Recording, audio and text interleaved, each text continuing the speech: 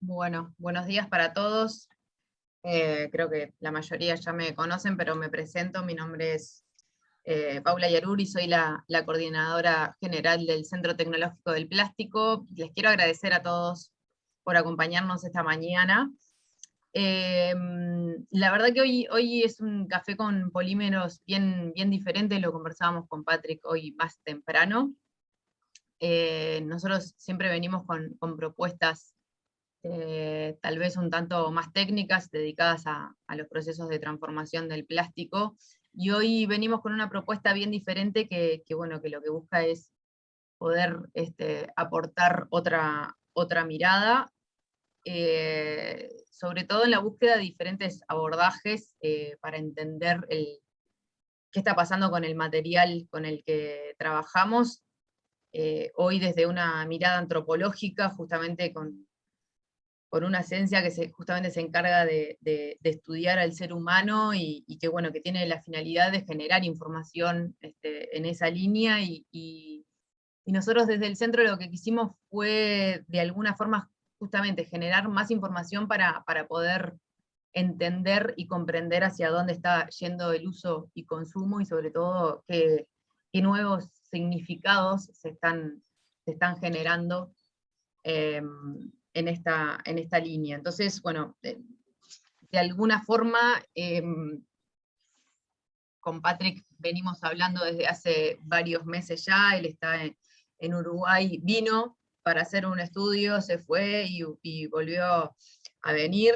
Patrick estudió en Cambridge y en la Universidad de San Andrews, está aquí apoyado por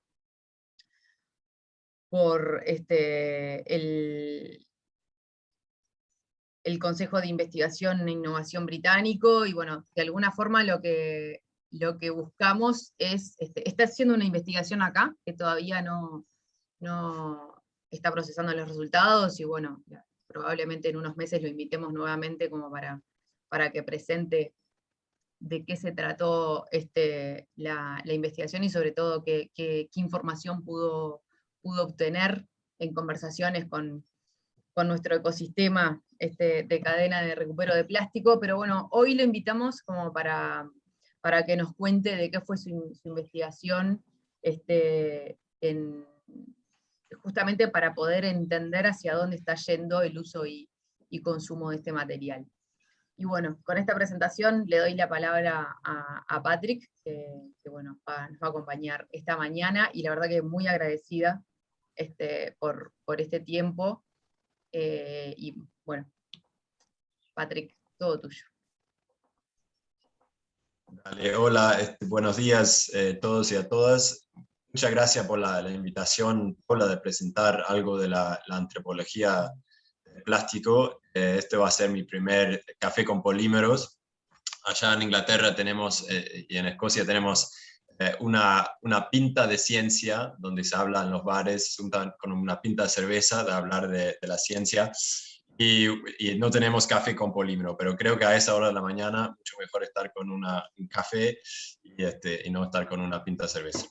Así que ya van a ver que estoy compartiendo la pantalla para verificar que también estoy compartiendo sonido. Estoy compartiendo sonido, está buenísimo. Bueno, voy a lanzar y poner en modo presentación.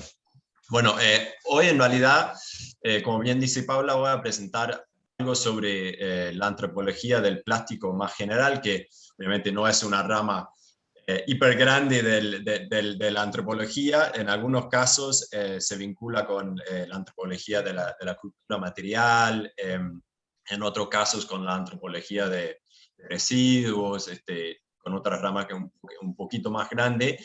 Así que ordené la presentación en dos partes. Uno es un poco de trasfondo y algunos temas que van saliendo de la antropología del plástico a través de ejemplos alrededor del mundo de colegas con los cuales he tenido la posibilidad de presentar en distintas mesas. Y en la segunda parte, más enfocado en una investigación corta que hice el año pasado en Uruguay y en Inglaterra, que era comparando el uso, el consumo, uso y disposición de plástico a nivel domiciliario. En Inglaterra, en Uruguay, después otros colegas sumaron ejemplos y casos de otros países también. Así que es un poco la estructura de la presentación. Parte 1 hacía una antropología del plástico y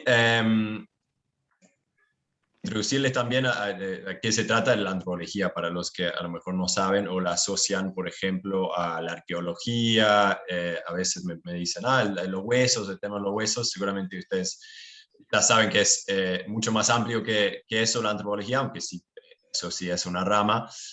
La antropología a grandes rasgos investiga la condición, cultura y organización humana. Por ejemplo, en Estados Unidos se habla bastante de la antropología cultural, en Reino Unido de la antropología social. Y bueno, el plástico se ha vuelto un material implicado en la vida cotidiana del ser humano, hasta en rincones más aislados del planeta, ¿no? Es un material que es muy difícil encontrar seres humanos que no se despiertan en la mañana y al transcurrir un par de horas no haya tenido un contacto con un plástico, ¿no? Desde las Amazonas hasta las ciudades y megaciudades más grandes del mundo. A la vez, el plástico también se ha penetrado en estratos geológicos de la Tierra, al lado de otros materiales de producción, de fabricación humana, y eso ha influido el encontrar el plástico en distintas partes de la Tierra en la conceptualización del denominado antropoceno, ¿no? Entonces hay un vínculo también a la descripción geológica y climatológica de esa época en la que nos tocó vivir, ¿verdad? También a través de los microplásticos, físicamente nos pasó a formar parte del ser humano, no necesariamente entrando siempre en nuestros cuerpos humanos, en nuestros biologías, pero también puede ser a través de microplásticos que nos acompañan en distintos formas de vestirnos, se puede encontrar en el pelo, por ejemplo, en las tapabocas también, obviamente puede ser vector de dispersión de microplásticos, y eso lo llevé me hizo como un clic en Uruguay cuando empecé a trabajar con un equipo de biólogos que he tenido algún contacto, el esfuerzo de ellos de crear un laboratorio, un espacio laboratorio completamente libre de plástico, es muy, muy difícil, ¿no? Tanto se encuentra en el agua como también trabajando, por ejemplo, con medidas sanitarias, con tapabocas, se puede terminar como contaminando una muestra, ¿no? Entonces, es un poco cuando se habla de libre de plástico, realmente en el sentido científico está libre de plástico, es muy difícil. Y bueno, también el plástico conecta con otros temas de la antropología más clásicas, como la cultura material, por ejemplo, el diseño de artesanía en pueblos indígenas, donde se empieza a usar el plástico en ese sentido también, clases, igualdad, ética, militancia, trabajo industrial, y obviamente salud, temas que le vamos a tocar también, y un montón de cosas más. No sé si ya conocían a Plastic Man, pero ahí tienen su presentación también del superhéroe de plástico de los años 50, creo, si no me equivoco. Obviamente, me costó alinear estas dos, esa ola y ese gráfico, donde la primera es de Roland Geyer, que según sus cálculos plantea que hemos llegado a un total de producción de plástico de 10.000 millones desde los años 50, donde casi el mundo estaba sin plástico. Obviamente eso en los últimos años también ha ido el foco, digamos, de preocupación de cierta parte de la población o también la población en general ha sido qué pasa después con esta producción y cómo podemos impedir que se nos termina contaminando los mares, los vertederos, etc. Así que muchas veces estos son los titulares, ¿no? Millones de toneladas de plástico por año acumulados, etc. Pero a su vez, estos 1.000 millones también son portadores o se conectan con millones de historias. Y ahí en esa foto tenemos una obra de un artista de Sudáfrica, hace distintas obras impresionantes con residuos plásticos. Y ahí con lo que planteo con la cuestión de historias, es de un lado que, bueno, al vender el plástico, al estar en la parte de marketing y publicidad, elabora historias del plástico, ¿no? Este cuento, cómo entran en nuestras vidas. Y a su vez, las personas al comprar un plástico entran también en la historia de vida de esas personas, ¿no? En la historia de vidas íntimos, familiares, de compras en conjunto, de compras para la familia a nivel individual del consumidor, el cual vamos a tocar. Pero también cada historia y cuento tiene una estructura, ¿verdad? Tiene una estructura narrativa. A veces tienen el bueno, el malo, tiene un final feliz. Y la modernidad también, de la idea de un progreso que nos puede tocar a todos, el mundo es una suerte de metanarrativa, y también la cuestión del cambio climático también vuelve a ser una suerte de narrativa y historia, ¿no? Y ahí la antropología puede ir detrás de estos titulares de millones de toneladas y ver cómo el plástico se lo percibe y se lo utiliza en la vida cotidiana a nivel más íntimo, ¿no? Más cualitativo. Bueno, quiero conectarles con algunas historias de plástico a través del mundo y estudios antropológicos de plástico a través de unas hipótesis que salen justamente de esos casos de estudio. Primero, los plásticos tienen características de propiedades universales, pero la apreciación de estas propiedades y la opinión sobre el plástico son relativos, relacionales y situados. Con eso quiero decir que capaz que la parte de propiedades y características que se hace, que se analiza en laboratorio, a lo mejor los que están presentes están más acostumbrados a sacar datos sobre el plástico que son universales, donde si funciona y se hace un buen análisis en X lado, bueno, en Y también el plástico se va a actuar de la misma manera, según la muestra, según el polímero. Pero a su vez, en distintos estudios se percibe que un mismo plástico también se puede percibir de manera distinta en distintos lados, ¿no?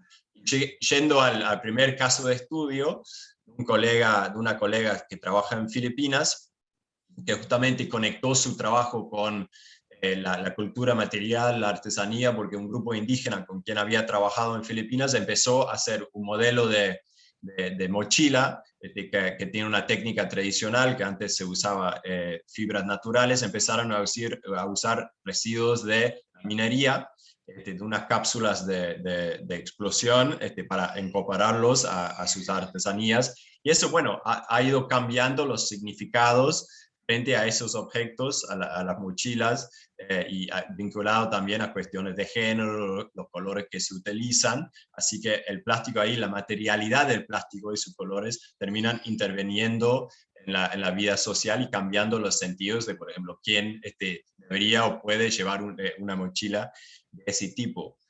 Lo que encuentra ella también es que hay una fuerte asociación en Filipinas entre una población pobre con el plástico, ¿no? En realidad, los plásticos juegan un papel clave en su vida, en la vida de los pobres, quienes saben más bien adaptarlo, reutilizarlo, en inglés repurpose, el plástico, y entonces de una forma, aunque no tengan una educación muy formal, técnico sobre el plástico, sí son los que están en una posición para poder aprovechar de las propiedades del plástico, ¿no? Plantea esa académica, mientras que en la clase alta filipina más bien hay una tolerancia hacia el plástico, pero en sus casas, por ejemplo, donde ella hizo esta investigación, preferían materiales tradicionales como la madera, el mimbre, el bambú. Ellos tenían también de la clase alta una preocupación sobre el plástico y la salud, que no estaba presente necesariamente en las poblaciones más pobres, que eran más probablemente apreciaban el plástico como un material noble, ¿no? Aunque a su vez la clase alta también era la que tenía menos chance de contaminarse con ciertas prácticas primitivas, precarias de reciclaje de plástico, como se encuentra en alguna industria en ese país, ¿no?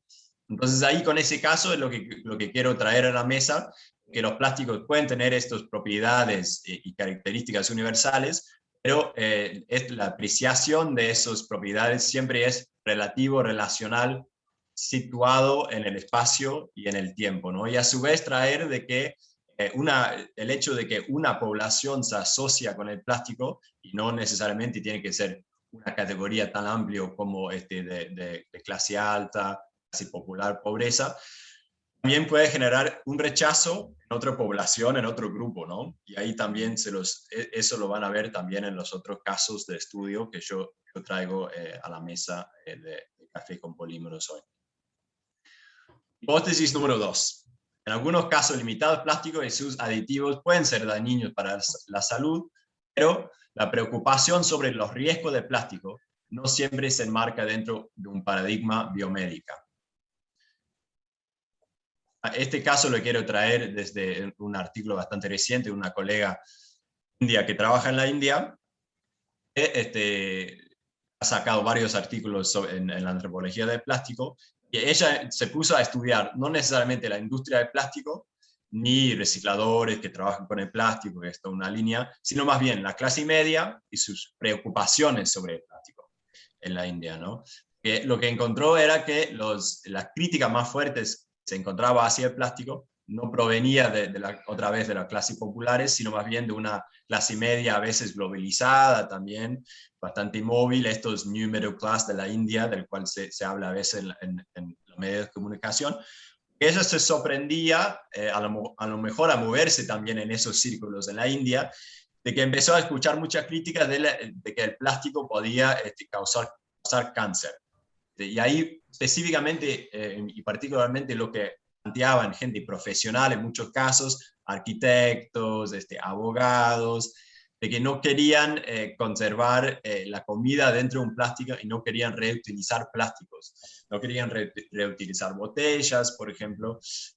Planteaban de que el 1 que se encontraba, el número 1 que significa el B, en realidad quería decir que solo se podía usar este plástico una vez, entonces cada vez que encontraban el 1 decían, no, esto debería ser un plástico en solo uso, los riesgos sanitarios y no sé qué más. Y básicamente el análisis de esos entrevistados terminaba ahí, de que el plástico podía causar cáncer sin entrar en los detalles necesariamente de qué plástico, cómo exactamente podría llegar a pasar eso. No se conectaba con los debates que tienen fundamentos científicos más respetados, como la cuestión del BPA, del bisfenol A. Más bien eran como reclamos y críticas muy generales, sin mucha base en la ciencia, ¿no? Y ahí lo que plantea ella hace un vínculo con la antropología de la India, donde se ha reconocido desde hace muchos años que dentro de la cultura de la India, o dentro de las varias culturas de la India y sobre todo la tradición hindú, había una preocupación sobre la transmisión biomoral a través de sustancias. ¿Qué quiere decir eso? Que no solamente la idea que podías adquirir beneficio de salud a través del consumo de ciertas comidas dentro de una dieta tradicional de la India, o que otras comidas podrían llegar a ser contaminantes o malo para la salud, sino que también había una transmisión moral a través de estas sustancias. O sea, si te pasaba una comida, un suegro, una persona de otra casta, una persona de otra religión, ponía en riesgo no solamente tu cuerpo físico, sino también el moral, ¿no? Y hay toda una literatura sobre la transmisión biomoral, cuándo se podía intercambiar comida, en qué momento, cuándo volvía a ser un riesgo para la salud y moral. Y lo que ella plantea es que el plástico juega un papel bastante interesante en ese sentido, que cuando llegó a la India con la liberalización de la economía india hace unas décadas, o sea, existía antes, pero hubo como una explosión de plástico y sus productos, y la fabricación también de plástico, no interfería mucho en esa cuestión de los flujos biomorales, más bien se apreciaba, o sea, a través del plástico podía bloquear si llegaba un producto una comida en un contenedor de plástico, podría llegar a mejorar tanto el beneficio de salud, el riesgo sanitario a través de esa comida y también la transmisión moral a través de la persona que te haya pasado esa comida, por ejemplo. Y entonces lo que ella enmarca es que realmente la preocupación de la clase media no va en ese sentido con respecto al plástico, sino que es algo bastante nuevo. Hablando de una transmisión como tóxico, ella lo enmarca dentro de una preocupación de la clase media para mantenerse puros. Puros en el mundo está de manera creciente y contaminado, ¿no? No solamente ni necesariamente con el plástico, pero obviamente también con el carbono, con una degradación ambiental mucho más general.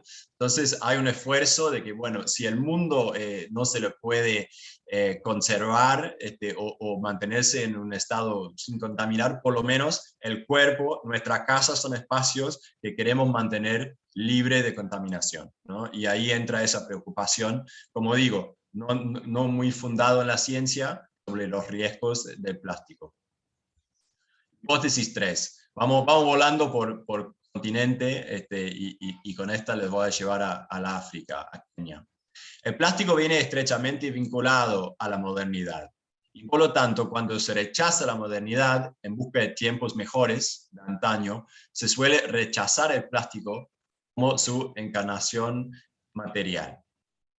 Esto le llevo a Kenia y si no me equivoco, al noroeste de Kenia, con un artículo que trata de los Plastic Boys, que son un grupo de jóvenes antes desempleados, desarraigados, migrantes al norte de Kenia, que venden objetos de plástico. Si ven en esa foto, dice arriba de Curious y Antique Shop, Plastic Boys, SH Group. Entonces ahí tenemos un caso donde hay un grupo de migrantes que están fuertemente asociados al plástico y sus productos. Para los oriundos del lugar a donde migran, los plásticos, como los boys, son extranjeros, ¿no? Que pueden ser engañosos, no pueden reproducir ni arraigarse. Ahora, ¿esto qué quiere decir? Bueno, quiere decir, de un lado, con respecto a los Plastic Boys, no están integrados a los vínculos de parentesco con el grupo, no se casan con ellos, no se acepta que se le casen con ellos porque tienen otro oficio, otro grupo étnico, y a su vez el plástico, cuando se le plantea que no puede reproducir ni arraigarse, hay que pensar en el mundo material al que entra el plástico. Obviamente hay ciertos metales y lo demás, pero es un mundo de mucho, es una bioeconomía, ¿no? Es un mundo donde tradicional de pastores, de agricultores, donde los materiales más tradicionales son naturales y degradan de una forma, se pueden degradar, se pueden plantar. Entonces, ahí el plástico como para ellos vuelve a ser un material bastante problemático porque no reproduce y hacen un vínculo entre el plástico y esos nuevos que llegan trayendo el plástico. Se asocia también esas razones a la infertilidad y los materiales tradicionales de ese lugar se asociaban fuertemente con los dueños. ¿En qué sentido? Lo que podría ser mate, un calabash, dentro de la casa podría asumir algo de las sustancias de la casa. Podría asumir el humo de un fuego que estás cocinando, ¿no? Mientras que el plástico, una de las bondades y propiedades es que no necesariamente es tan permeable como materiales tradicionales y se puede mantener en un estado un poco más puro sin que le contaminara con estas sustancias. Pero para ellos, por lo tanto, no se asociaba fuertemente con los dueños ni con la casa, ¿no? Hasta llegó al nivel de que había unas profecías de dioses locales que las habían llamado abandonar el plástico. Ahora, ¿estos planteos tienen que ver necesariamente con el plástico o están en un entorno, en un ecosistema de preocupaciones, de tensiones mucho más amplio? Y ahí el autor plantea que más bien es el segundo, que estos rechazos hacia el plástico forma parte de un deseo nostálgico, a volver a un tiempo antes del plástico, que también era una época de mejor autonomía para la región, de una cultura más conservada, donde no había ingresado elementos globalizados del mundo, donde ellos tenían control sobre su propia cultura, con quienes sus hijos se casaban, si se quedaban ahí y no se iban al capital, donde tenían más importancia. Y bueno, esto era más bien el tema, pero se asociaba esa crítica y ese tiempo al plástico, ¿no? Y por eso se generó una suerte de rechazo. Bueno, creo que voy bastante rápido, pero con respecto a las contribuciones de esa primera parte, lo que les quería enfatizar, que tal, los plásticos obviamente son varios, pero además del mismo plástico puede tener sentidos diferentes según el país, la cultura, el género, la clase, etc.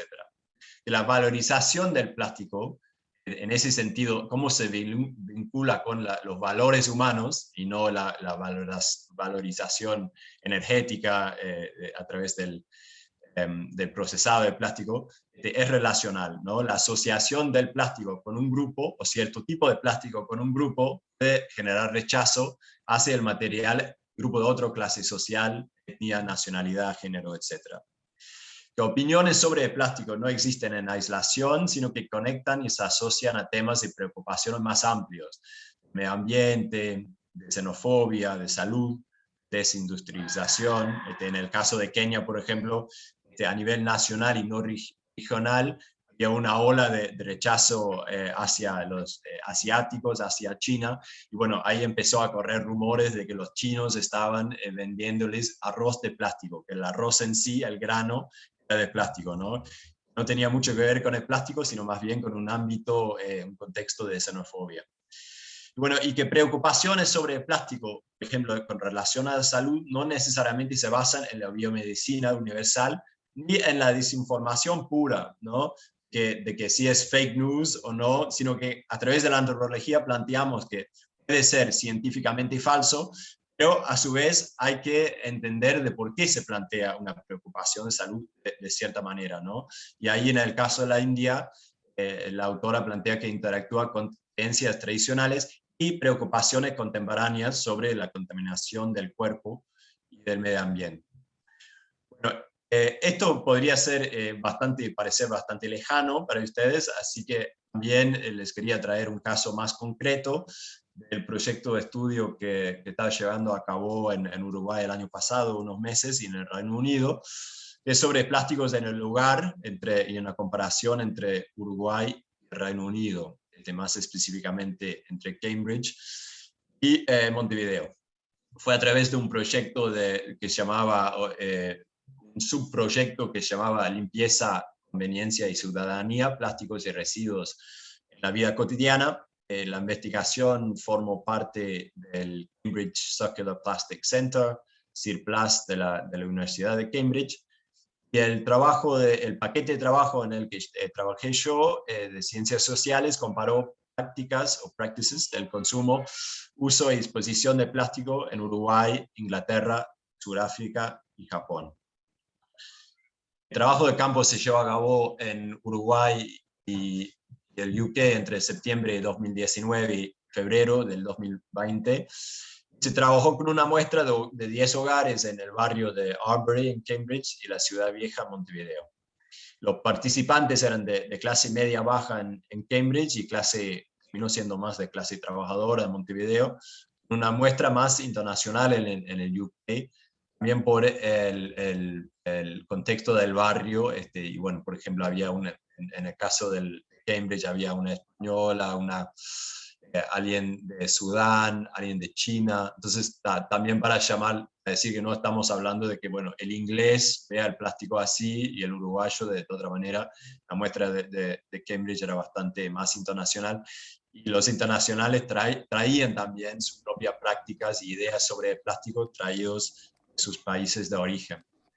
La metodología consistió en entrevistas, observación participante en hogares, acompañándoles a las personas en sus compras y también en su momento de disposición de residuos o de plásticos, ¿no? Si, por ejemplo, se mudaban de casa, bueno, o se cambiaban de país, en el caso del Reino Unido, ¿qué pasaba con los objetos plásticos, entre otros, acumulados en las casas? ¿Cuáles llevaban a donar? ¿Cuáles llevaban a reciclar? ¿Cuáles llevaban directamente a vertedero, etcétera?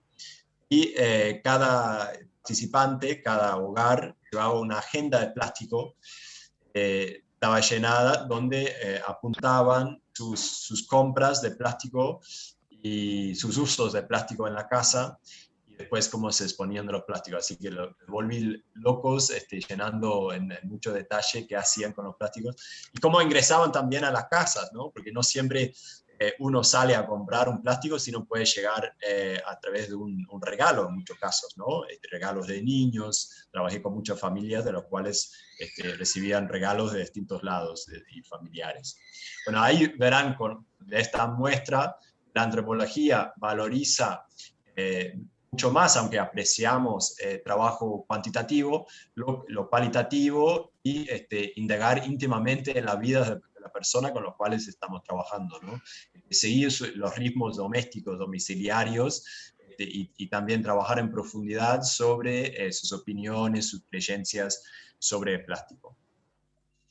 Los puntos de comparación principales, un diapositivo que les puede interesar, que lo voy a dejar unos minutos acá, que por ejemplo en Cambridge los hogares tenían una recolección diferenciada y clasificaban sus residuos, mientras que en Montevideo los hogares, como sabemos, no tienen recolección diferenciada. Por lo general no clasificaban sus residuos. Yo opté por trabajar en la Ciudad Vieja, con una muestra en la Ciudad Vieja, porque por el hecho de tener los contenedores bilaterales que posibilitan la clasificación y el reciclaje de los plásticos. Pero a su vez, los que entrevisté en aquel momento, el año pasado, la mayoría no había empezado a usar los contenedores, sino más bien tiraban todos los residuos juntos. En Cambridge había una responsabilidad individualizada hacia el plástico, en el sentido de que había cambios a nivel de casa en prácticas de consumo para minimizar el plástico de un solo uso, por ejemplo, y también a la hora de reciclar, ¿no? Estaba esa responsabilidad de que yo reciclo, también voy a ver si cambio las prácticas de consumo, mientras que no encontré muchos en el caso de Uruguay, aunque, repito, con una muestra bastante pequeña, esfuerzo de cambiar práctica de consumo para minimizar el plástico, con la excepción de la bolsa, ¿no? También recién se había empezado a cobrar por la bolsa, y ahí, bueno, la persona estaba volviendo a la chismosa, por ejemplo, iba más con la mochila, etc. Había en Cambridge una preocupación de que los cambios individuales no se reproducían a nivel sistémico, algo que también pasaba de alguna manera en Uruguay, ¿no? Yo hago esto en mi casa, después el otro, el municipio, hasta, bueno, el productor, ¿qué están haciendo ellos, ¿no? Pero interesantemente, esto en Cambridge no llevó a que la gente no hiciera esfuerzos, sino más bien hacían esfuerzos, hacían clasificación y después planteaban un poco la crítica. En Montevideo encontré más el planteo de que la responsabilidad por el plástico como problema es distribuida, o sea, en el sentido de distribuido entre distintos actores. Y ahí voy a indagar en eso un poquito más a través de dos casos. El plástico, donde yo encontré que la cuestión del problema del plástico, cómo se representaba el plástico como problema, más bien en el caso de Cambridge era bastante variado, pero en Montevideo muchas veces se representó como un problema de limpieza urbana, littering. Por lo tanto, no es que, bueno, en Uruguay no hacían nada, no reciclaban, sino más bien, como voy a mostrar un poquito más adelante, aunque estoy mirándolo ahora, es que más bien era una cuestión de que si yo no tiro el plástico o el residuo en la calle, en la Rambla, en un espacio urbano, en una plaza, ya estoy cumpliendo con mi deber ciudadano y el comportamiento ético, ¿no? El problema está acá en el tema del littering. Si yo no tiro el residuo, yo no formo parte del problema, ¿no? Había prácticas de reuso de plástico común en ambos lugares, y algo que me interesó es que en las casas casi todos hacían una diferencia entre buenos y malos plásticos, Pero a la hora de decidir cuáles eran buenos y cuáles eran malos, ya había diferencias, ¿no? Respecto a reuso, había reuso de contenedores parecido, por ejemplo, el envase de helado en los dos lados. Había más uso comercial, como se ve en estas fotos, en Montevideo. En Cambridge había algo que se había penetrado bastante fuerte en las casas, aún en casas donde no había mucha preocupación por el plástico a nivel medioambiental ni nada, el tema del refill de ciertos productos, por ejemplo, este producto de Cover, que no sé si algunos conocen, las personas tenían posibilidad, por ejemplo, de llevar una botella de Cover a un almacén común y corriente casi, y hacer un relleno de un producto de limpieza dentro del almacén. Entonces, casi la mayoría de las casas ya habían entrado en esa práctica. Pero también estudié en la cuestión de reuso, no solo a nivel de casas, sino movilización en proyectos colectivos. La base de mi estudio en la Ciudad Vieja terminó siendo la comparsa de la Ciudad Vieja, donde ahí encontré la mayoría de los participantes en la investigación y encontré, como se ven en estas fotos, algunos reusos y repurposing de plástico interesante, como por ejemplo con ese producto de Carton Plast, que muy amablemente me llevaron a conocer la fábrica y cómo se produce. Bueno, ahí tenemos un uso bastante inventivo, de invención, de reuso, donde pasó a formar parte de algo de la indumentaria y la ropa del carnaval, donde también participé. Allá hay un artículo que se llama Cambridge Carnival and the Actually Existing Circularity of Plastics, donde indaga un poquito más en la cuestión de la circularidad del plástico a nivel domiciliario y en proyectos colectivos. Le voy a pasar una diapositiva con bibliografía al final de la presentación para que lo puedan anotar. En Inglaterra había una de sonido de esto para que vean las fotos, una responsabilidad más personalizada, como planteé, y ahí a través de un caso, la familia que le puede llamar la familia Jones acá, un ministro de iglesia y su mujer, que era maestra, 2 hijos, obviamente era la familia que más se preocupaban por la contaminación de plástico y más habían cambiado su práctica de consumo.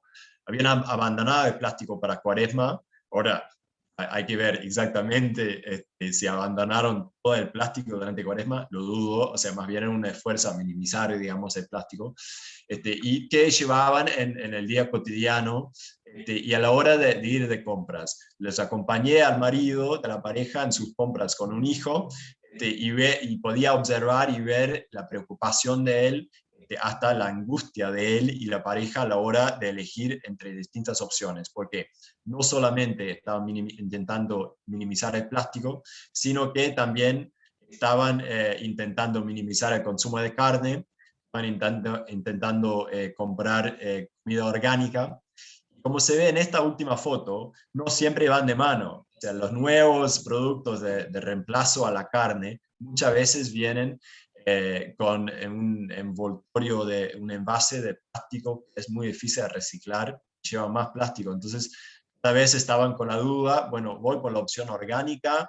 En realidad también muchas veces venía en una bolsa de plástico, mientras que la comida, lo no orgánico venía suelto y podían llevar su propia bolsa. Entonces el consumo tanto de reemplazos a la carne como de productos orgánicos llevaba a un mayor consumo de plástico, lo que transformó las compras en una actividad angustiada para la pareja. Bueno, ahí cuando planteo responsabilidad no tan individualizada, sino repartida en Uruguay, ahí se los leo rápidamente estas citas de 2 participantes en la investigación. Una que es cubana plantea: la culpa de la contaminación es de nosotros, porque el país, el planeta, nunca ha sido contaminado, empezamos a contaminar nosotros. En total, la contaminación es todo el mundo porque hay empresas grandes, porque la sociedad, el otro tipo de sociedad, necesita de carne, de autos. Entonces ahí es cuando vienen a trabajar las empresas grandes, hacerles carros para que ellos compren.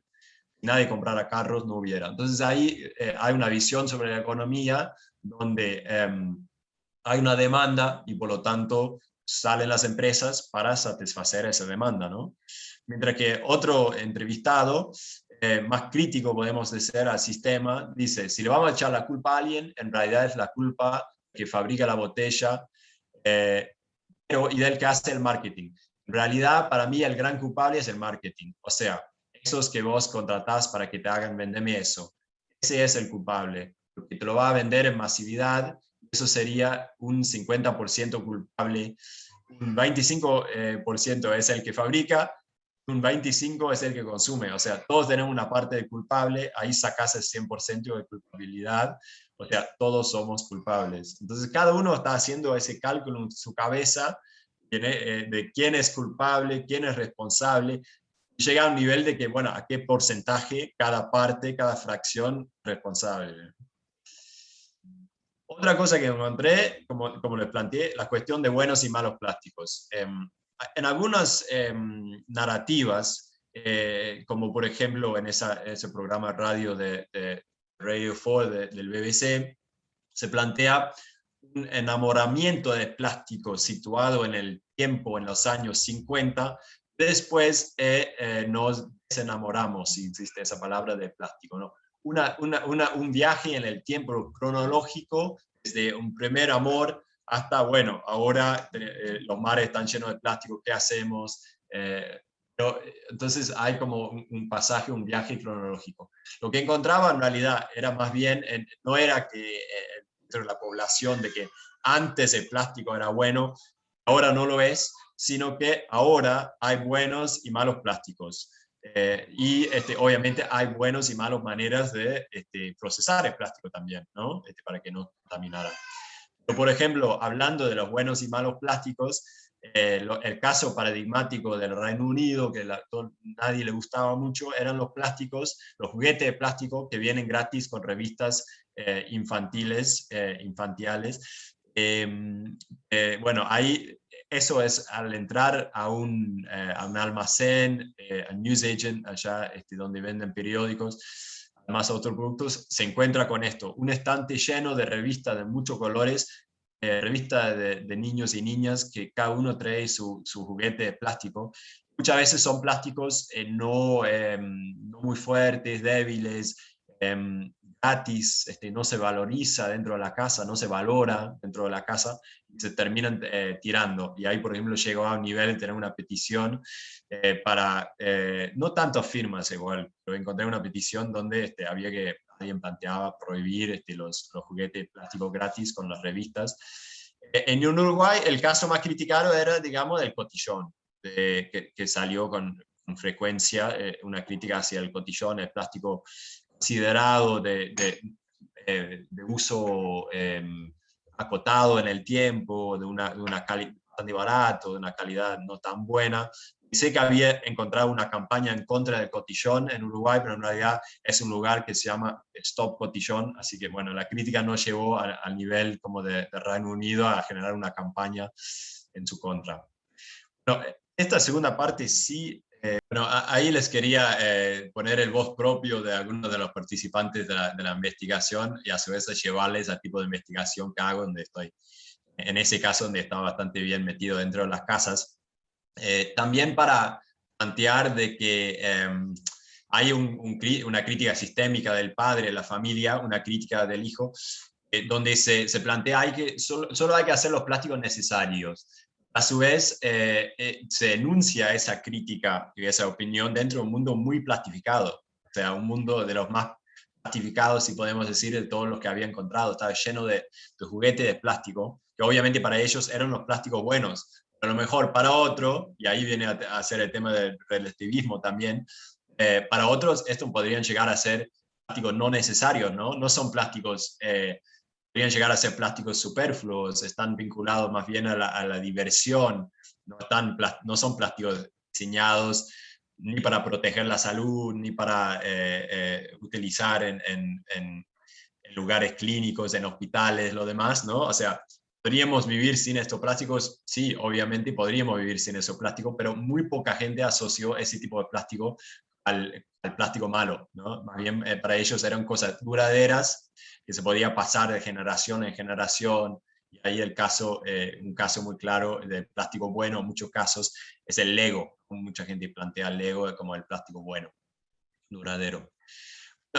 Quería brevemente, y voy a ir volando por esas diapositivas, plantear esta cuestión del plástico como un problema de limpieza y por qué salió eso en Uruguay tan fuerte, del littering. No era en este caso de que se encontraba más plástico tirado en la calle de Montevideo, en el barrio donde yo trabajaba, que se encontraba más en Montevideo que se encontraba en el barrio en Cambridge. Cambridge tiene la universidad y sus céspedes limpísimos donde no se puede pisar, sí, pero también tiene sus barrios más populares, más de clase media, donde vas al parque y encontrás cosas tiradas. Estos son fotos tanto de Montevideo como de Cambridge para mostrar que el paisaje estético de los lugares no era tan diferente. Entonces, ¿qué salió de que Montevideo era más fuerte y se representaba el problema como un problema de limpieza? Esto lo voy a saltar porque no me da el tiempo, pero donde yo hago, y eso un vínculo con mi trabajo, con clasificadores y también más bien de indagar en la historia de la representación de residuos en Uruguay, las maneras de gestionar los residuos y disponer de los residuos, es que hay una fuerte en el archivo que yo encontré a partir de los años 60 que se encuentra, hay una fuerte asociación del desorden urbano, de la falta de limpieza urbana con la modernidad montevideana, con la modernidad uruguaya, con el papel del Uruguay en el mundo, ¿no? A través de los años se encuentran las mismas fotos y la misma crítica. O sea, por ejemplo, en ese titular, para mí es muy clave: Uruguay es la Suiza o la sucia de América. O sea, con la idea de que no puede ser los dos, ¿no? Con la idea de que sin una limpieza urbana, no se puede, Uruguay no puede pretender hacer la ciudad del primer mundo o segundo mundo o casi europeo como se pretende o se pretendía, ¿no? En su bella época. Entonces, en Montevideo, la basura. Muchas veces en esos artículos hay un tono algo hiperbólico, sensacionalista, de que planteando, por ejemplo, que Montevideo puede considerarse la ciudad más sucia del mundo. Y bueno, ahí la responsabilidad no solamente del individual, planteando sí la responsabilidad del municipio en conjunto con su ciudadanía, ¿no? Ahí está en ese publicidad: responsabilidad de limpiar la ciudad es nuestra siendo la intendencia, quien sacó la publicidad, el compromiso de cuidarla es de todos.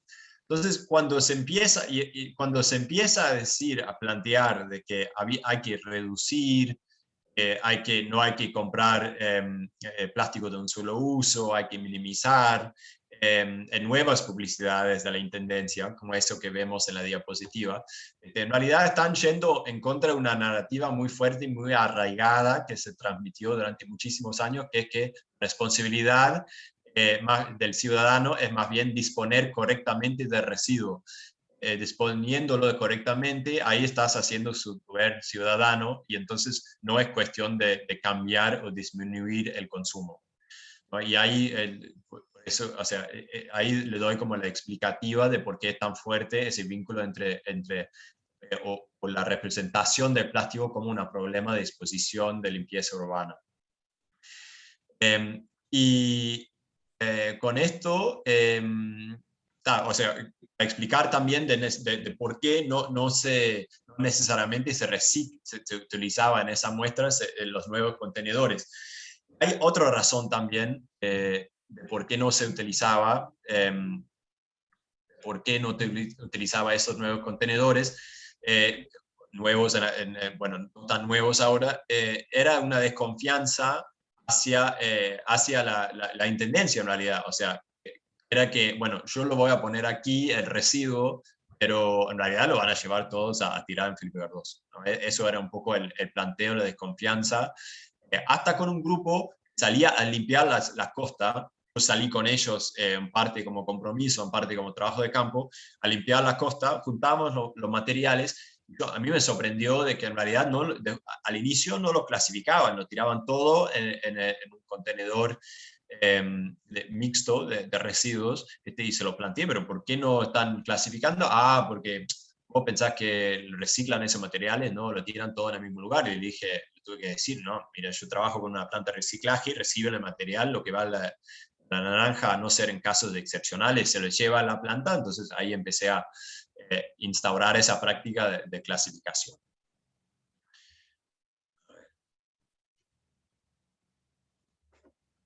Bueno, conclusiones de esa parte 2, entonces. Había niveles de reuso parecidos, con objetos parecidos en ambos lugares, pero más reuso comercial en Montevideo.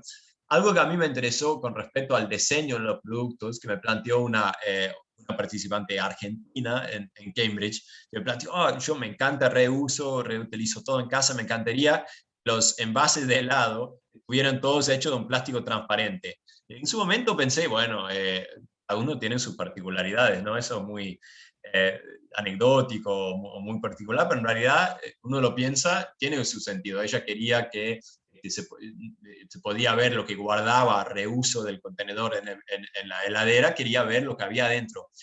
Y a la hora de reutilizar, por ejemplo, el bidón de Salu, que si bien no es un envase transparente, no es blanco o cristal, es verde, pero se puede ver lo que hay adentro, en ese sentido es transparente.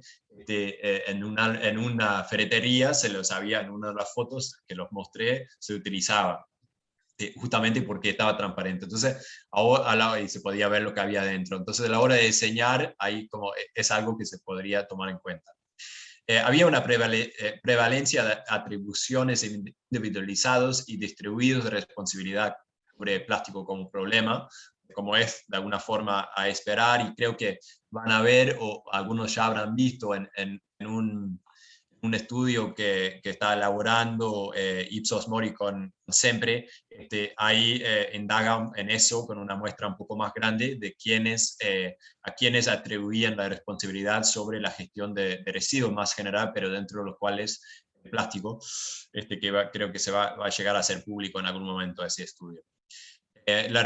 Como ya indagué en profundidad, la representación de plástico como problema de limpieza urbana más común en Montevideo, y había una presencia de una crítica sistémica, pero en algunos casos, pero a su vez un reconocimiento de que es difícil ser libre de culpa y responsable en un mundo tan plastificado. Y ahí volvemos a la diapositiva inicial, de que bueno, el plástico se ha vuelto parte del humano en la cotidiana, y con respecto al microplástico también, que es muy difícil encontrar una persona que no le utilice en algún momento, no está imbricado de mayor o mejor forma con el plástico, ¿no? O sea, ¿cuál es el lugar ético donde se puede hacer una crítica al plástico? Es un tema para mí bastante interesante.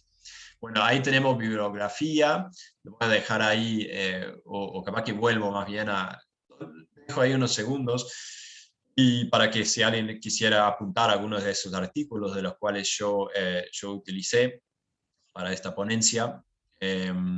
Y bueno, por último, muchísimas gracias. Ahí tienen mi mail, tienen mi sitio web también, si quieren indagar un poquito más en algunas de mis publicaciones. Algunos tienen que ver con el plástico, otros no. Y bueno, ahí mi mail si tienen alguna pregunta. Así que con eso termino. Muchísimas gracias. Gracias a vos, Patrick. No sé si tienen alguna pregunta. La idea ahora es abrir un espacio de preguntas. Creo que yo tengo algunas para hacer, pero me gustaría dar paso o dar la posibilidad de poder ahí generar consultas, ya que está Patrick disponible. Fernando. Buenas, mi pregunta, ¿cómo encontraste el sistema en general, el sistema de reciclaje uruguayo de plásticos y la recuperación comparado allá en Inglaterra y Escocia? Gracias, Fernando. ¿Cómo encontré el sistema en comparación? Bueno, a grandes rasgos, obviamente sabemos que el Reino Unido tiene mayores niveles de reciclaje, de recuperación. El sistema es diferente en el sentido de que hay recolección casa a casa, cada uno tiene su contenedor diferenciada. Y bueno, eso influye, o sea, tiene mayores niveles de reciclaje, porque también tienen la posibilidad de separar en casa y que se los llevan los residuos, ¿no? Después, ¿qué pasa con los residuos después? Lo tengo mucho más claro en Uruguay que lo tengo en Reino Unido, ¿no? Porque cada municipio en el Reino Unido negocia cómo vender el material, dónde llevarlo, si se exporta, si no se exporta. Se está aumentando la capacidad, se están creando muchos PRFs, se llaman Plastics Recycling Facilities en el Reino Unido, está Veolia, están varias multinacionales, intentando que se mantiene el material dentro del Reino Unido y no se exporta, porque el tema de la trazabilidad es bastante complicado, ¿no? Después, para evitar de que ese material no termine contaminando en Filipinas, en Turquía, que son los tipos de países donde empezaron a llevar el material plástico reciclado después de que China cerrara de alguna forma algunas sus puertas, ¿no? Después lo otro que siempre saco, y esta presentación no se ha tratado mucho de clasificadores de residuos, pero a su vez, desde mis primeros inicios en el país, siempre han dicho, bueno, nosotros somos muy malos con eso, con el reciclaje, ¿no? En Uruguay, ustedes andan mucho mejor y no sé qué. Pero a su vez hay que recordar de que durante décadas, cuando las autoridades públicas en una parte del Uruguay ponía servicio de reciclaje, antes de que se había entrado empresa más grande también, estaban los clasificadores de residuos que se dedicaban a recuperar y hacer una clasificación que no se hacía en casa, ¿no? Y lo hacían, o sea, jugaban un papel medioambiental bastante importante, y era debido a ellos que había reciclaje en Uruguay y había tasas de reciclado en Uruguay. Entonces siempre trato de reconocer el trabajo histórico y también contemporáneo de ellos también. Pero obviamente, al hacer una clasificación en casa también se llega a un nivel menores niveles de contaminación de material, ¿no? O sea, por eso también es mejor. Bien, gracias Patrick. Gracias Fernando por la pregunta. Vamos con Leonardo. Hola, ¿cómo andan? ¿Cómo te va, Patrick? La pregunta que te tengo es acerca de código simbólico. Creo que es una pregunta bastante complicada, no sé si la puedes contestar. Mencionabas que en África el código simbólico de plástico tenía que ver con la modernidad. ¿Acá tenés idea cuál es el código simbólico del plástico? ¿Cómo lo vemos el plástico como material en sí? Sí, no planteé código, no creo, pero sí como una asociación, ¿no? O sea, y que podría llegar a ser también simbólico. No estaba planteando el vínculo plástico-modernidad solamente con África. En realidad, se puede asociar. Existe esa asociación en distintas variantes, en distintas partes del mundo. Hasta en Uruguay también, ¿no? Pero eso ha sido algo también que se tuvo que construir también, y se tuvo que, cuando se empezó a llegar el plástico al país, se empezó a reemplazar materiales tradicionales, como bien saben los de la industria, había que construir y comprobar el hecho de que sea superior ese material más moderno frente a la madera, o sea, ya de por sí, desde sus tiempos de existencia en la Tierra, cuando vemos en años 1950 no había casi nada, obviamente ya es moderno frente a otros materiales. Ahora, por ejemplo, que van a ingresar, que se empieza a escuchar de distintos bioplásticos, ahí va a ser interesante, ¿no? O sea, se le considera moderno, más moderno que el plástico que sale de la petroquímica, o menos moderno porque están hechos de materiales orgánicos, ¿no? Ahí sería interesante, pero creo que eso, la asociación modernidad-plástico va más allá de la África. También o sea, influye a la hora de hacer críticas hacia la modernidad, ¿no? Porque la modernidad puede ser deseable, pero también uno puede quemarse con la modernidad. Puede decir, ¿qué hemos hecho al planeta en los últimos 100 años? Ahí, bueno, el plástico se vuelve a asociar de la modernidad de una forma no deseable desde el sector del plástico, ¿no? No, hay mucho más que hablar, pero creo que ahí más o menos te voy tirando algunas ideas. Gracias. No sé si Leonardo tenías alguna otra pregunta, si no, vamos con Alberto.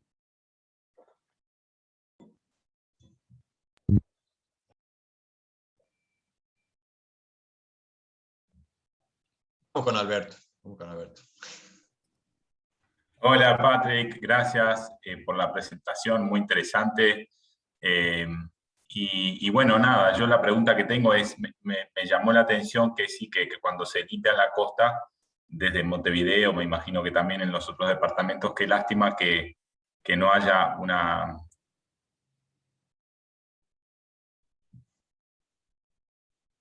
Se cortó. Una Okay.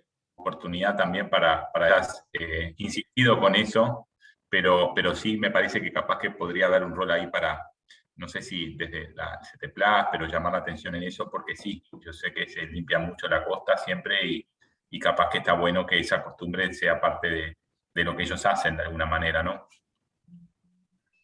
Gracias, Alberto. Sí, justo el sábado estaba en una limpieza de playa con una empresa y bueno, hay dos cosas, ¿no? Más de dos cosas siempre, pero ahí en Montevideo, por ejemplo, encontrábamos más botellas, se podía reciclar, o sea, botella de PET. Ahora, haciendo una limpieza en la playa de Canelones, en una playa, obviamente nos dimos con muchos materiales que ya estaban bastante degradados. Entonces, es como mediar entre ese deseo de reciclar y ver en qué estado vienen los materiales plásticos o otros y ver si se puede recuperar y valorizarlos, ¿no? Porque en algún momento pensábamos llevar a una Claro. cooperativa de clasificadores a esa limpieza a la costa. En realidad nos plantearon desde la experiencia de que no iba a ser rentable para ellos ir, no iba a ser de suficiente interés de valorización de materiales que salen de ahí, ¿no? Entonces, pero sí, creo que hay oportunidades y sobre todo eso, poder, que hay que salir en campaña a combatir esa desconfianza hacia de que, bueno, lo tiran todo en el mismo lugar, que existe en Inglaterra también, y existía porque también no hay trazabilidad, o sea, viene de otro lado, bueno, esto termina en el mar, en Vietnam o yo qué sé. Pero Inglaterra se ve que por tener la capacidad de separar en casa y la facilidad de hacerlo, no hace mucha diferencia, no tienen que hacer mucho esfuerzo. Entonces lo hacen igual, aunque tengan esa desconfianza. Creo que eso es algo fuerte que tenemos que combatir en Montevideo, decir, no, este material van a una planta, si lo pones en el contenedor naranja, va a ir y se va a recuperar y se va a valorizar y se va a dar trabajo formal y lo demás, ¿no? Bien, gracias. Ricardo. Bien, gracias. Está silenciado, Ricardo. Está ahí silenciado. Bueno. Ahora sí. Ahí está, ahora van a escuchar. Muy bien. Mi pregunta tiene que ver con a ver, ¿cómo podrías, Patrick? Primero que nada, gracias por la presentación que estuvo muy clara y muy buena, pero ¿cuál podría ser una secuencia de ideas que nos oriente, ¿no? A la hora de ver cómo lidiar con el tema del plástico cuando tiene tantas variables, no sé si, bueno, comportamentales, que hace que sea nuestro aliado y nuestro amigo. O sea, le ponemos un significado que el plástico en sí no tiene, pero se lo ponemos los humanos, con lo cual es imprescindible en nuestras vidas. Entonces, ¿cómo podemos combinar que algo que se ha transformado en imprescindible en nuestras vidas tenga la estructura detrás suficientemente aceitada y diseñada para que eso no termine en la playa, no termine en el agua, ¿no? ¿Cómo lo hacemos desde adentro? Es decir, no desde afuera. Para no poner toda la culpa en que no hay un sistema de recolección adecuado, o no hay un sistema de alternativas si quiero elegir productos que no vengan envueltos en plásticos, o no hay no sé qué más, ¿no? Entonces, ¿cómo lo hacemos de todos modos? Buena pregunta.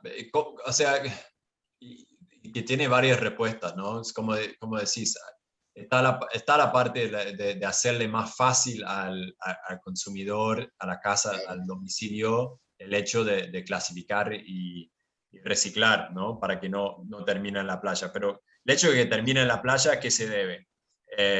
a lo mejor no se debe se debe más bien a esa cuestión, como habíamos dicho, de littering, de limpieza urbana, o por ejemplo, de contaminación de los ríos que después se los lleva al mar, porque se supone que una persona, aunque no recicle, pone en un contenedor, no va a terminar en el mar, ¿no? Se va a terminar en Felipe Cardoso, ahí se supone.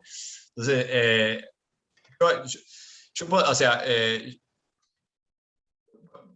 a poner un ejemplo, o sea, lo que me viene a mí es, por ejemplo, poner los contenedores en un espacio donde uno está paseando en la playa, hacerlo lo más fácil posible, pero obviamente algunos esfuerzos de la Intendencia van en otro sentido, de que, por ejemplo, sacar los contenedores de plazas para que la gente lleve a sus residuos a su casa, que eso es algo que vimos en Japón, de los investigadores que trabajan en Japón, que es la práctica de ellos, ¿no? Es llevar a casa. Hay como un interesante, yo pensé en un momento, no va a haber vínculo entre Uruguay y Japón. Yo llego acá y están haciendo una campaña de que hay una chica japonesa y está enseñando a la casa a reducir, ¿no? Entonces se aspira a ver una suerte de Japón y copiar sus prácticas. Pero bueno, habría que ver cómo está funcionando eso. O sea, ¿por qué están ingresando los materiales a los ríos? Que es un tema que ha trabajado también a nivel de la Intendencia, de cuestiones de clasificación informal, punto verde, cómo evitar eso, recolección de los sitios donde se está clasificando de manera informal. Es un fuente, ¿no?, de los residuos que llegan a las playas y también a la costa de Montevideo. Yo le voy a dar me gusta lo pequeño a escala, como habrán visto, le voy a dar un ejemplo de una generación de un plástico, o sea, una contaminación en la playa, y cómo esas cosas se dan en la realidad. Estoy acá en la Ciudad Vieja, me llaman, están entregando metas de niños en la playa, ¿no? Una iniciativa del municipio. Bajo con mi hija, lo están entregando cometas, a lo mejor, que están buenísimas, están hechos de fibra sintética, son chinas, pero vienen en un envoltorio súper livianito, un plástico, a lo mejor un polipropileno de envase súper livianito, soplando tremendo viento, está buenísimo, ahí vemos el bondad del plástico como cometa. Yo tengo una de tela que he hecho por un pueblo indígena que no funciona nada, está re lindo para mirarlo, lo compré en un museo, pero no anda nada. La China está buenísimo, están todos volando en el aire, pero viene con un envase, no hay contenedores ahí en la plaza, además, o sea, hay algunos. ¿Y qué pasa? Se vuela el material porque está tan livianito el envase, empieza a volar también. Ahí bajo a la playa y ya encuentro 4, 5, 6 de estos plásticos que se han entregado. Entonces, es una manera también a pensar, la persona que tira, no siempre es la persona, es la persona en combinación con el material y con el clima, el ambiente, ¿no? A lo mejor si no estaba soplando viento, no se volaba ese material. Capaz que si estaba un poquito más pesado el envase, no se volaba. Y no vi mucha gente tirando, capaz que había algunos que lo tiró esto y se va. Más bien era una lista, una conjuntura de factores que llevó a que se empezó a ensuciar. Entonces, ahí en este micro ejemplo hay que pensar de antes, no solamente al nivel de diseño, porque llega ese material a Uruguay, pero estás entregando una cometa, bueno, hace que el niño saque la cometa del envase y te lo entrega el envase si sos el municipio, ¿no? Así que, bueno, esto a modo de ejemplo, pero obviamente no tengo la solución para todo, pero creo que hay que trabajar en algunas de estas micro y macro acciones y pensar en conjuntos. Gracias, Patrick. A mí me queda una pregunta y ya para ir cerrando que estamos llegando a la hora. Según lo que nos planteaste, hay como una narrativa donde, bueno, el plástico está posicionado, digamos, como o asociado, digamos a determinadas prácticas o a determinados significados o concepciones. De un tiempo a esta parte es verdad de que esa narrativa, se están haciendo grandes esfuerzos para cambiar, sobre todo para hacer de las prestaciones o de las propiedades técnicas que ofrece el material, desde la nobleza, digamos, en sus diferentes aplicaciones. ¿Cómo considerás que es una pregunta capaz que un tanto difícil, pero porque estamos recién saliendo, pero ¿cómo consideras que la crisis del COVID y su aplicación sanitaria puede llegar a influir en esta narrativa? Más allá de los esfuerzos que se están haciendo desde los transformadores, generando diferentes organizaciones donde se expliquen o de alguna forma se intenten difundir las bondades del material. O sea, ¿vos considerás que, por ejemplo, esta crisis sanitaria donde el plástico jugó, digamos, su propio partido, o sea, ¿vos considerás de que puede haber influido toda esta narrativa? Sí, influyó, sí. Influyó a nivel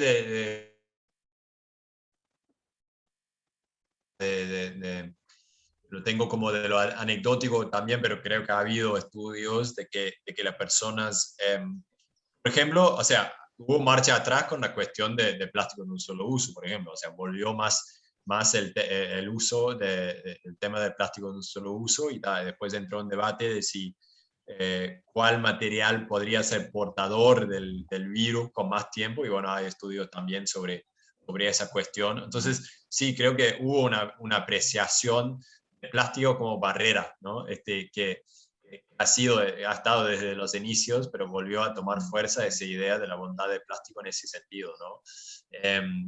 Para proteger la asociación también con la protección, que es una espada de doble fila, ¿no? Existe esa expresión, lo estoy traduciendo al literal. De que, por ejemplo, la cuestión de llevar en Inglaterra, bueno, esto es una taza de café reutilizable, ¿no? Algunos lo tienen acá, en Inglaterra está muy bien arraigado eso de llevas tu propio taza y te lo llenan en un café en vez de llevar un vaso descartable. Y bueno, ahí, por ejemplo, los cafés, las cadenas de café más grandes, en un momento dejaron de permitirte que llevara el propio taza, que además uno tiene un descuento, si llevas tu taza tenés un descuento de 15% o algo así. Y después hubo que como revertirlo también, es decir, en realidad hay maneras, y salieron videos de cómo de una manera sanitaria un barista podía tocar, o manipular sin tocar tu taza y sin posibilidad de contaminarse y lo demás. Entonces, creo que el sector de plástico, obviamente está bueno que se valora el plástico como barrera, sus usos sanitarios, pero a su vez no hay que ir marcha atrás con algunas prácticas de reuso que pueden ser buenos para el planeta, ¿no? Y hasta para el consumidor. Y a su vez, obviamente, hay que pensar en qué hacemos con todos los residuos médicos plásticos asociados a la pandemia y la emergencia sanitaria, ¿no? O sea, y una de las cosas, o sea, haciendo la limpieza de playa el otro día, una de las cosas que encontramos era una tapaboca, ¿no? Que se está encontrando con más frecuencia, y además los tapabocas descartables, con mucha fibra. Entonces, ahí no se puede utilizar en un laboratorio que está analizando el plástico, porque un técnico que está mirando una muestra con tapaboca y respirando se está contaminando la muestra. Entonces, no se le permite ahí, pero son plásticos que libren las fibras bastante libremente, fácilmente, y seguramente se van a empezar a encontrar con más frecuencia en los peces, en los ríos, en lo demás. Entonces, tener una solución también para esos plásticos es importante, ¿no? Gracias por traer esa pregunta. Hola. No, gracias a vos, Patrick. No sé si hay alguna otra pregunta. Vamos a compartir la presentación para los que participaron en la mañana de hoy. Quiero agradecerles a todos por este rato compartido, particularmente, por supuesto, a Patrick. Como les decía al principio, la idea era traer nuevas visiones a nuevas aristas para entender el material con el que nosotros trabajamos desde el Centro Tecnológico, así que muchas gracias a todos por compartir esta mañana, y pasamos el contacto de Patrick, por si se quieren poner en contacto con él, y sin duda les hacemos llegar la presentación. Muchas gracias a todos y a todas. Perfecto. Chau, chau. Chau, chau. Gracias, Paula. Chao, chao.